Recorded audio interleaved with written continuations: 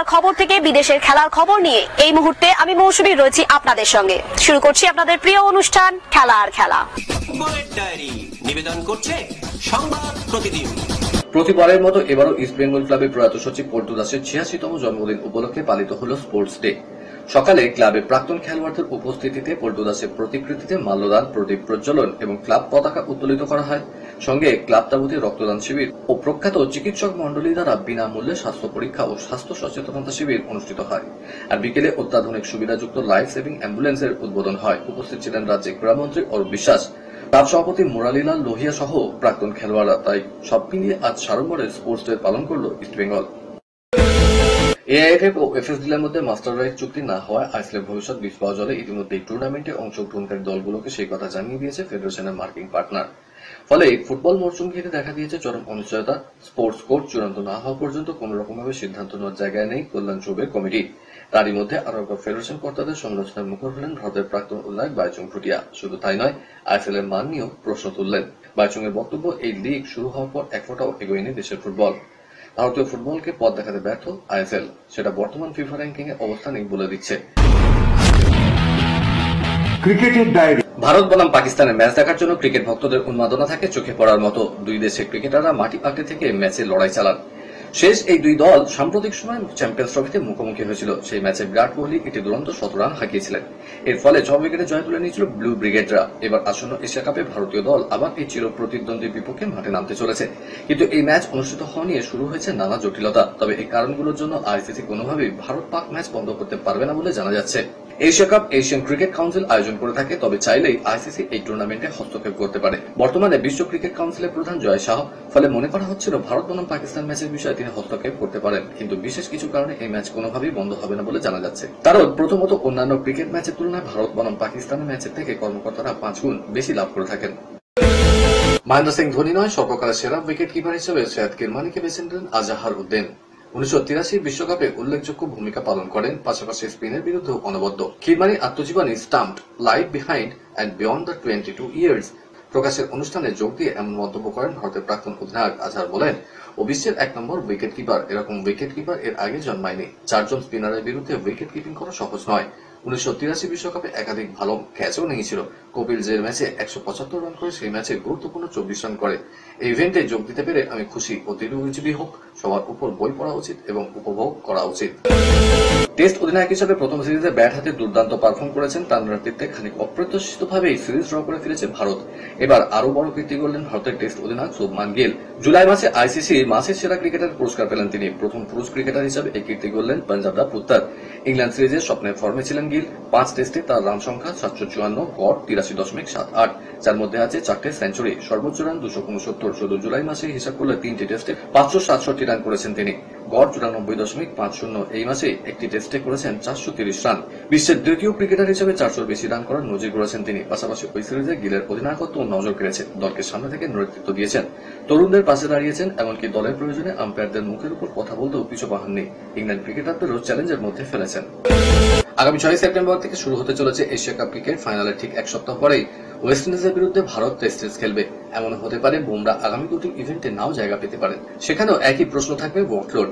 নির্বাচক মন্ডলী যদি এশিয়া কাপে বুমরাকে না খেলিয়ে হয়তো ওয়েস্ট ইন্ডিজের বিরুদ্ধে ভারতীয় দলে রাখবেন। এই দুটি টেস্ট সিরিজে প্রত্যাশিত ফলাফল না হয়, তাহলে ভারত বিশ্ব টেস্ট চ্যাম্পিয়নশিপের লড়াই থেকে বেশ কিছুটাই পিছিয়ে পড়বে। আবার পরের বছরে টি-20 বিশ্বকাপে ড্রেস রিহার্সাল হিসেবে এশিয়া কাপকে দেখা হচ্ছে। তাই বুমরাকে নিয়ে উভয় সংকটে পড়েছে বিসিসিআই।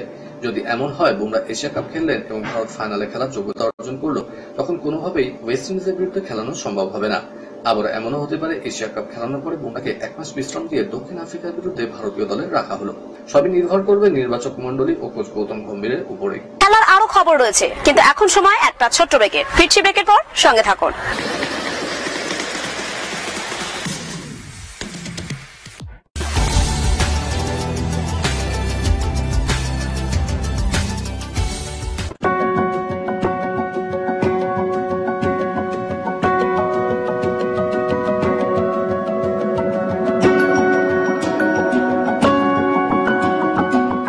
নিউজ মিডিয়া প্রযোজিত সাপ্তাহিক বিনোদন অনুষ্ঠান বিনোদন.com দেখুন প্রতি শনিবার ঠিক রাত 10টা 25 আপনাদের প্রিয় চ্যানেল ভিশনে।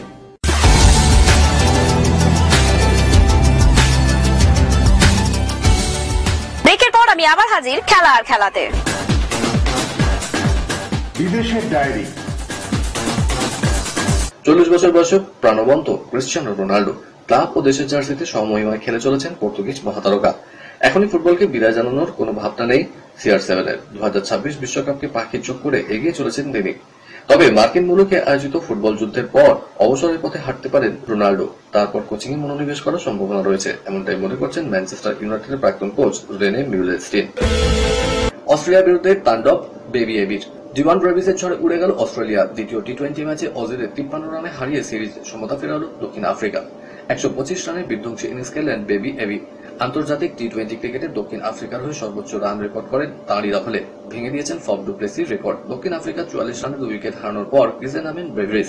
নেমেই তাণ্ডব শুরু করেন। 12টা 4, 8টা ছক্কা সাহায্যে 56 বলে 125 রান অপরাজিত থাকেন। ভেঙে দেন 2015 সালে ওয়েস্ট ইন্ডিজের বিরুদ্ধে ডু প্লেসি গড়া 119 রানের রেকর্ড।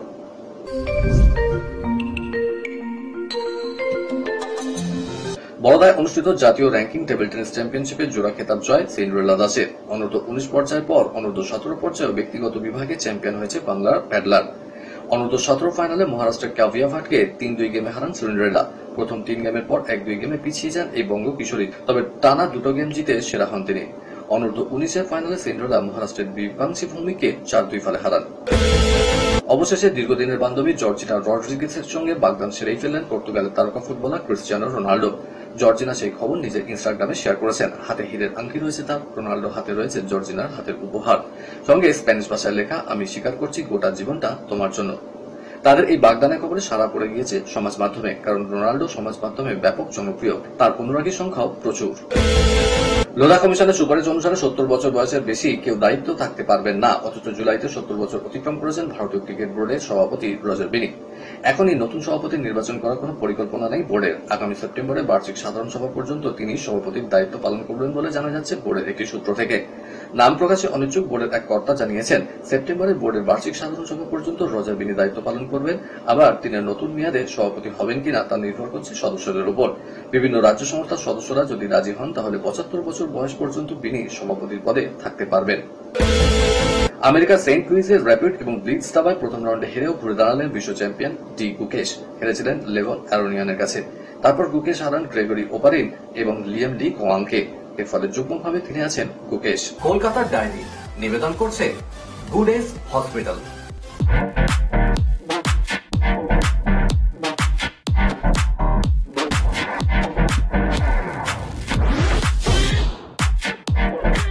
ডুরান্ড কাপে কোয়ার্টার ফাইনালে সূচি নিয়ে চলল চূড়ান্ত নাটক। প্রথমে জানা যাচ্ছিল রবিবার যুব ভারতীতে ডায়মন্ড হারবারের মুখোমুখি হবে ইস্ট বেঙ্গল। সেদিনই তার আগে জামশেদপুর এফসির মুখোমুখি হওয়ার কথা ছিল মোহনবাগানের। ম্যাচটা জামশেদপুরে বিকেল 4টার সময় হওয়ার কথা ছিল, কিন্তু বদলে গেল সূচি। শেষ পর্যন্ত রবিবারই হচ্ছে ডার্বি।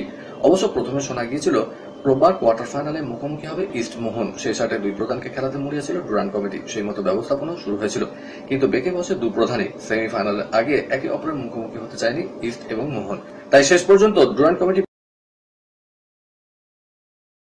পরিকল্পনা বদলানোর কথা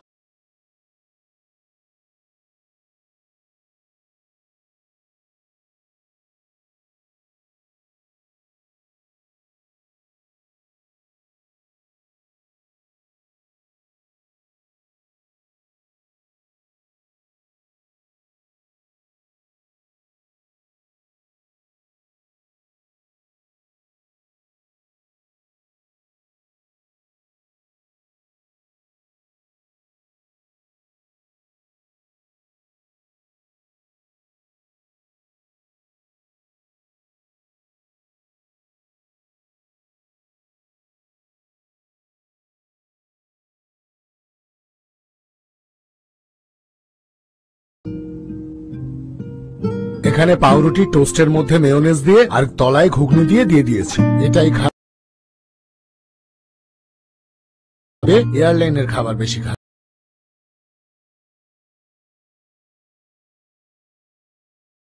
কেমন?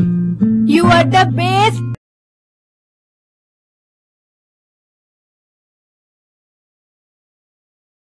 Father. ব্রেকিং নিউজ, আজ সকালে এক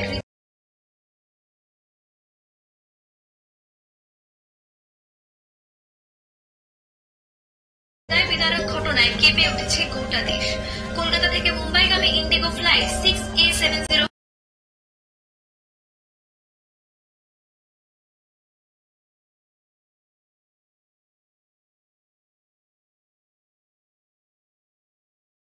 মাঝ আকাশে ভেঙে পড়ে।